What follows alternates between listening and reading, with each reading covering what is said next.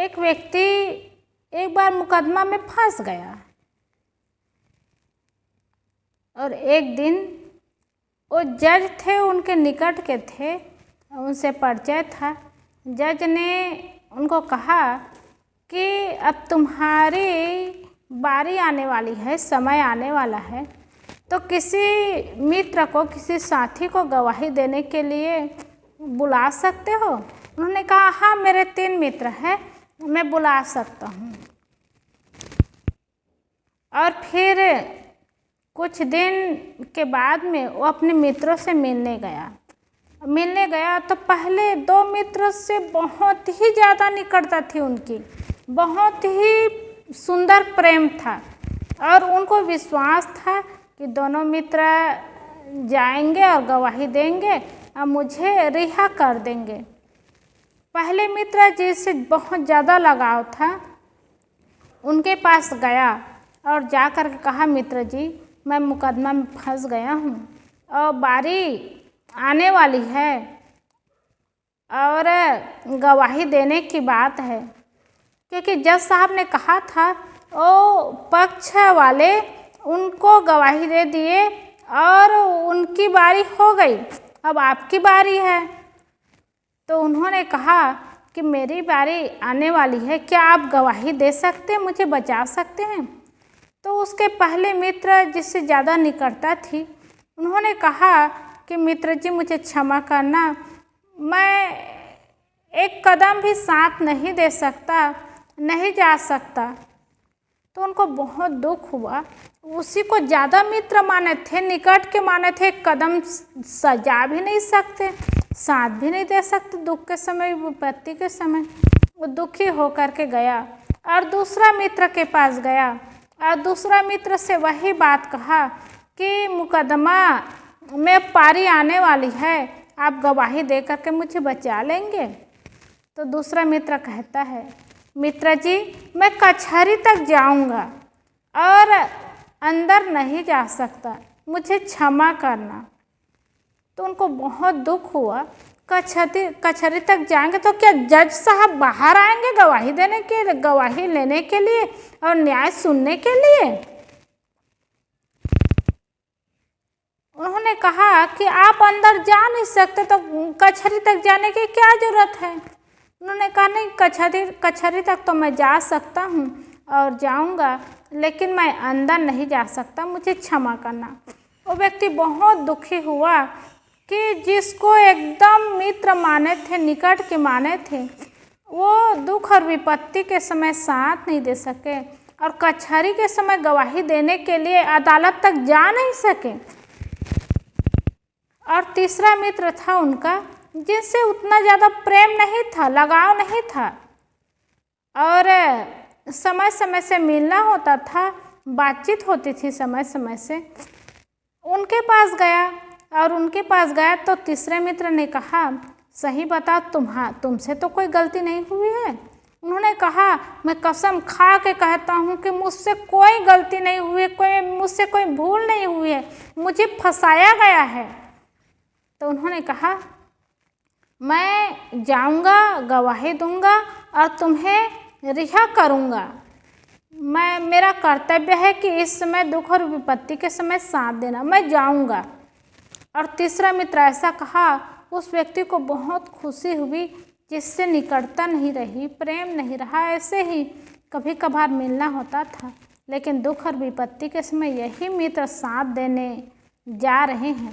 वह मित्र मुकदमा के दिन गया और गवाही दे करके मित्र को रिहा कर दिया और मित्र फ्री हो गए, बच गए और उनको जेल की सजा नहीं हुई, बच गए।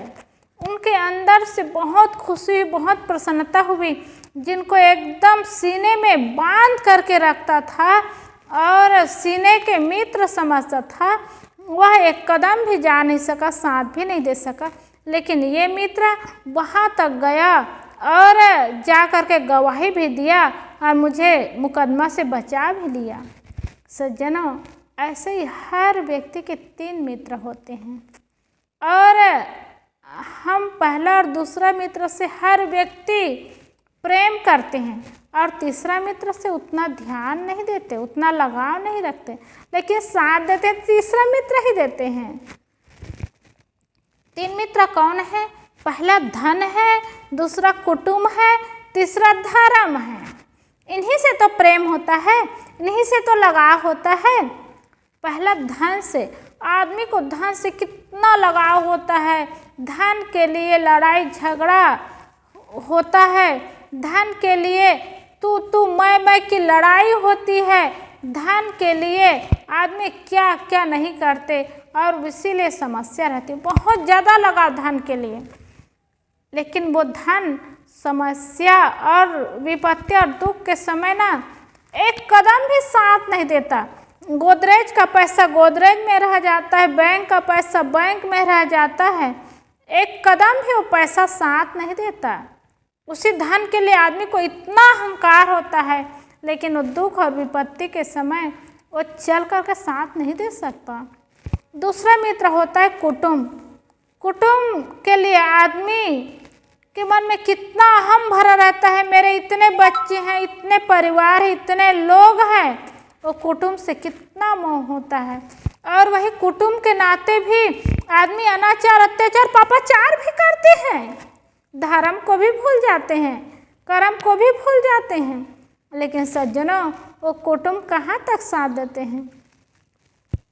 वो कुटुंब कंधा उठा करके शमशान तक ले जा सकते हैं, वहीं तक साथ देंगे, फिर उसके बाद मरघट से आगे नहीं जा सकते और वहीं तक जाना ही होता है और दाह संस्कार करके कुटुंब के लोग वापिस आ जाते हैं, एक कदम भी साथ नहीं दे सकते। लेकिन आदमी को कुटुंब से बहुत ज़्यादा प्रेम होता है। और तीसरा होता है धर्म। धर्म के प्रति आदमी लापरवाह रहते हैं, ध्यान नहीं रहता। कहते हैं ना, बचपना का जीवन ज्ञान अर्जित करने के लिए होता है, जवानी का जीवन धन अर्जित करने के लिए होता है, और बुढ़ापा का जीवन धर्म अर्जित करने के लिए, पुण्य अर्जित करने के लिए होता है। लेकिन लोगों को कहाँ ध्यान होता है? बचपना में जितना ज्ञान प्राप्त कर सकते हैं, जितना ज्ञान ले सकते हैं, बुढ़ापा और जवानी में ले नहीं सकते। और जवान में आदमी जितना मेहनत कर सकते हैं, बुढ़ापा में नहीं कर सकते। इसलिए बचपना जितना हो सके बचपना को ज्ञान अर्जित करने के लिए समय निकालना चाहिए। जवानी में शरीर बढ़िया रहता है, मजबूत रहता है, जितना बने वो काम कर सकते हैं, कर्म कर सकते हैं। तो जवानी का समय और शक्ति रहती है, बल रहता है, बुद्धि रहती है, तो कमा सकते हैं। और बुढ़ापा में शरीर साथ नहीं देता, कमज़ोर हो जाता है। तो बुढ़ापा धर्म अर्जित करने के लिए होता है, धर्म का काम करना चाहिए। लेकिन आदमी बुढ़ापा आ जाता है, शक्ति नहीं चलती, लेकिन धर्म पर ध्यान ही नहीं देते। और वही धर्म तो मरने के बाद भी साथ देता है। धर्म आदमी मर जाते हैं ना, मर जाते हैं और मरने के बाद धन भी छूट जाता है, कुटुंब भी छूट जाते हैं। आदमी के साथ सुंदर कर्म करते हैं और वही सुंदर कर्म, सुंदर संस्कार और सुंदर जीवन ही उनका धर्म बनता है, वही साथ जाता है। अच्छे काम करते हैं, अच्छे लोगों की सेवा करते हैं, अच्छा मार्ग में चलते हैं, वही धर्म का काम होता है। दीन दुखियों की सेवा करते हैं और समाज में एक अच्छा काम करते हैं, अच्छे मार्ग में चलते हैं, वो धर्म बन जाता है। और वही धर्म इस जन्म में भी सुख देता है और यहाँ से जाने के बाद भी वो सुख ही देता है, सुख ही मिलता है। और वो धर्म बचपना से लग जाए तब तो जीवन बहुत सुंदर और सफल होता है, क्योंकि बचपना से लग जाए तो जवानी में भी वही काम होता है, बुढ़ापा में तो सिर्फ वही काम चलता है। और बचपना में ना लग पाए तो जवानी से लग जाते हैं तो शक्ति रहती है धर्म के काम में और अच्छा काम में, पुण्य के काम में, तो बुढ़ापा उसी में बीतता है। और आदमी बचपना में नहीं कर पाए, जवानी में नहीं पाए, बुढ़ापा में करना चाहिए, उसमें ध्यान देना चाहिए, लेकिन बुढ़ापा में भी नहीं कर पाते हैं।